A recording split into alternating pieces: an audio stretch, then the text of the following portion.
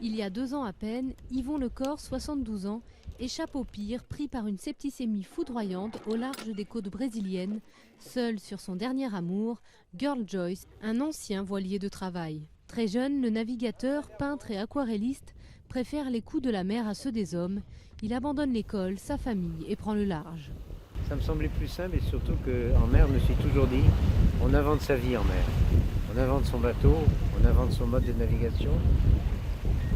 À part faire tous les rapports humains, on a un autre rapport avec plein de choses. Quoi qu'il fasse, Yvon Lecor, le bien nommé, met son corps à l'épreuve.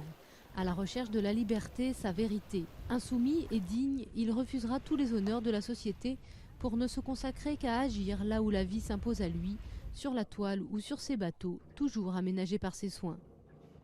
Ces sens auxquels font appel le fait d'être vigilant en mer ou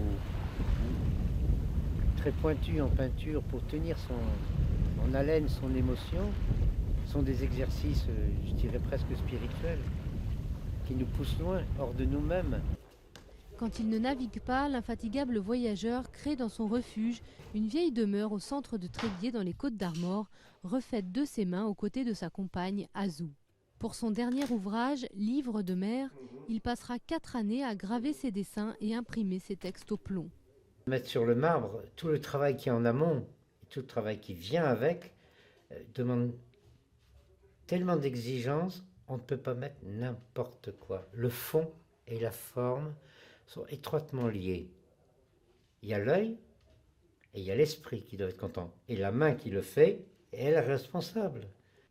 Aujourd'hui, les médecins lui interdisent les navigations au long cours, mais au-delà des mers, au-delà de sa peinture, l'homme se dit avant tout disponible pour combattre une société qui a servi et permettre à chacun de trouver sa place.